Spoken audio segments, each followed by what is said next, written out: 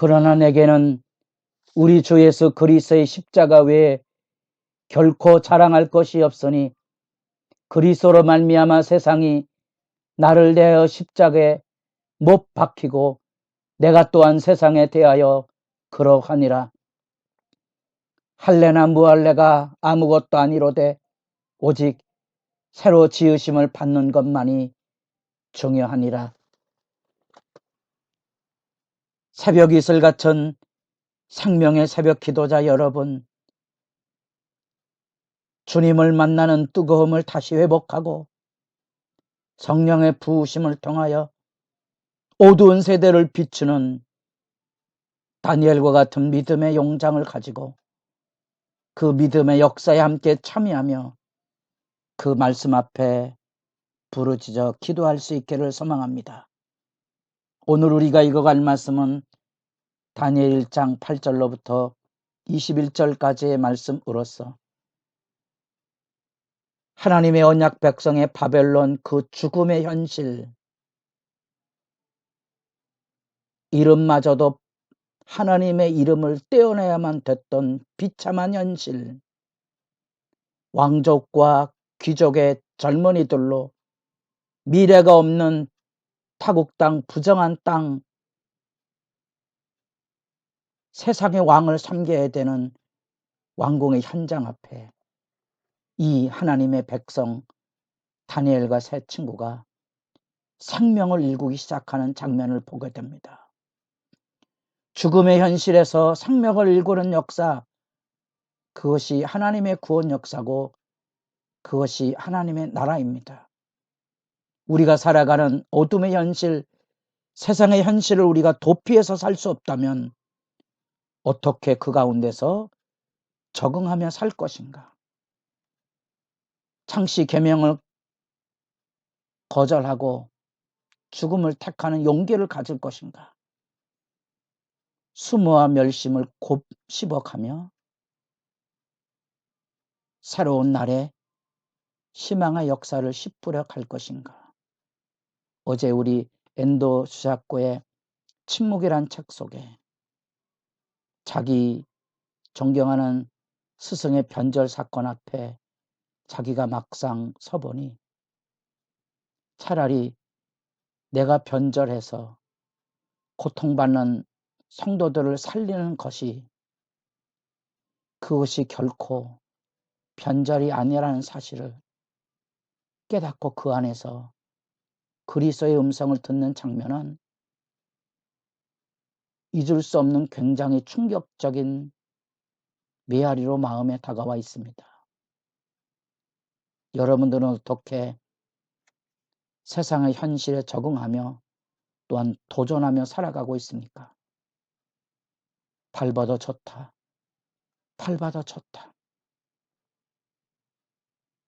주님의 형상의 그림이 침뱉음과 짓밟음 속에 가슴 뜨거운 눈물을 흘리게 됩니다. 저들을 위하여 내가 변절이라는 손가락질과 비난과 심지어 저주라도 뒤집어 쓸 것이다. 정답은 없습니다. 여러분, 어떤 현실을 선택해 가든지 여러분들에게는 생명이 뜨는 역사가 있기를 바랍니다. 주께서 나를 위해서 생명을 내어주셨는데 나는 사람들에게 이 생명의 복음을 어떻게 전하고 나누며 살아갈 것인가? 우리가 사무엘하 역사의 교훈 속에 그 피의 죽음의 대속의 의미를 살펴보았습니다. 역사를 바꾸는 일은 내가 죽는 길이며 내가 십자가 지고 가는 일이고 멸시천대는 내가 짊어지고 가는 겁니다. 그 적응과 분별을 우리는 이 다니엘서 말씀 앞에 마주치게 됩니다.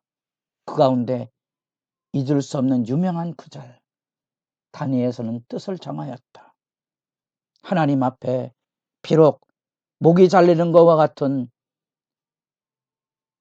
이름을 바뀜을 당하는 수모를 겪고 있지만 그러나 내 마음, 내 중심 안에 내가 하나님 앞에 결코 포기할 수 없는 믿음의 결단에 도전을 그가 세우게 됩니다. 뜻을 정하여 왕의 음식과 그가 마시는 포도주로 자기를 더럽히지 아니하리라. 더럽히지 아니하리라는 이 정결에 대한 이야기는 우상 숭배에 길들어 있는 세상의 문화뿐 아니라 결국은 이 왕궁의 교육은 왕을 신으로 알고 왕께 충성해야 되는 그러한 부름을 받게 되는 겁니다. 결단해야 되는 거지요. 모세율법과 같이 내 믿음의 전통, 여호와 신앙의 전통을 포기할 것인가? 아니면 그 전통을 지킬 것인가? 왕에게 충성하도록 교육과 훈련을 받지만 참된 왕 대신 여호와를 섬기는 결단을 내가 분명히 하고 살 것이냐?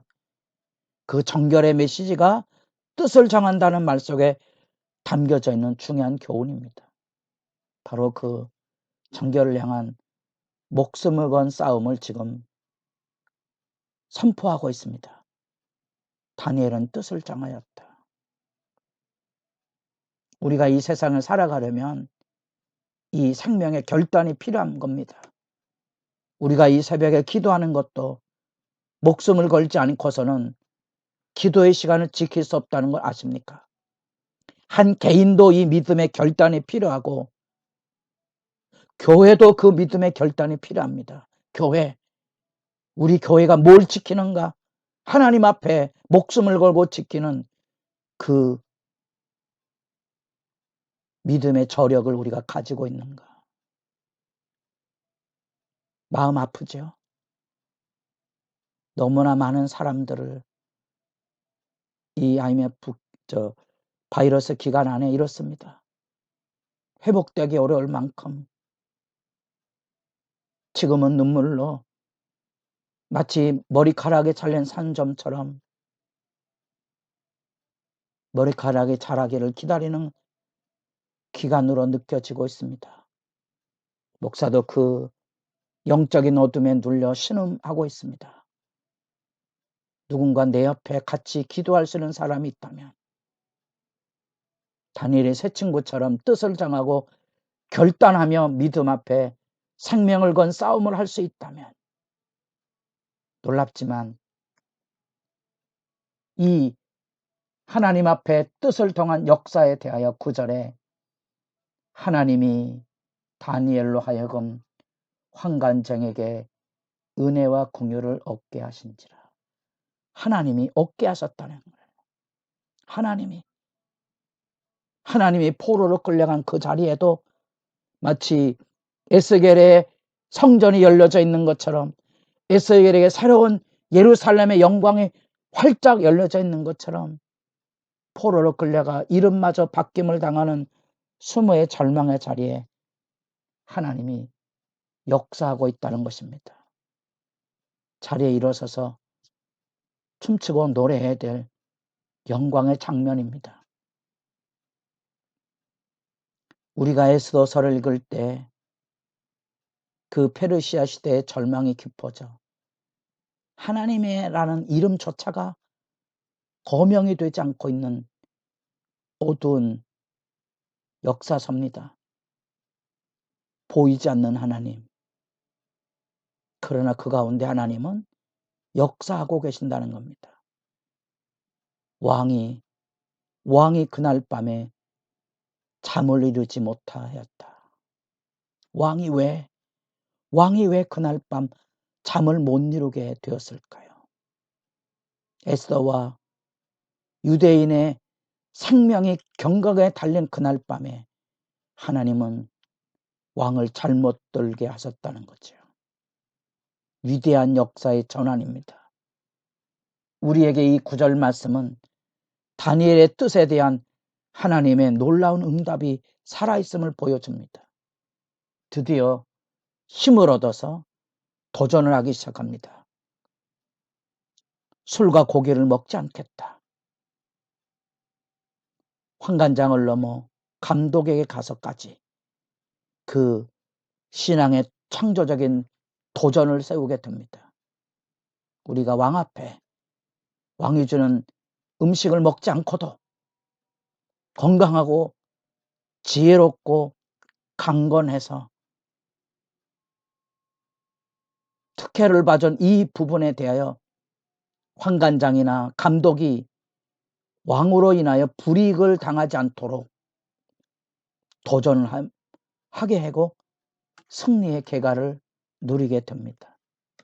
오히려 17절 하나님이 네 소년에게 학문을 주시고 모든 서적을 깨닫게 하시고 지혜를 주셨으니 다니엘은 또 모든 환상과 꿈을 깨달아 알더라.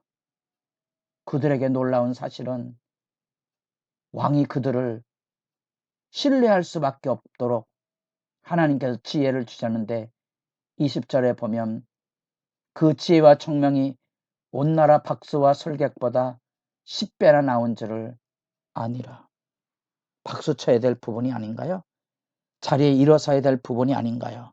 여러분, 시련의 어둠 속에서도 하나님을 바라보는 신앙, 하나님에 대한 신뢰가 무엇인지를 말씀 앞에 거꾸러져서 다시 기도하고 가슴 벅찬 희망을 가지고 주님 앞에 일어설 수 있기를 진실로 소망합니다. 유혹과 타협의 현실에 올무가 되어서 끌려가지 마시고 정신을 빼앗기지 마십시오.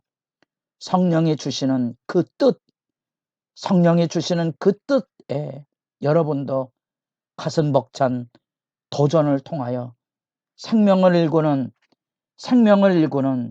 주의 백성으로 이 어두운 세대에 승리할 수 있기를 바랍니다.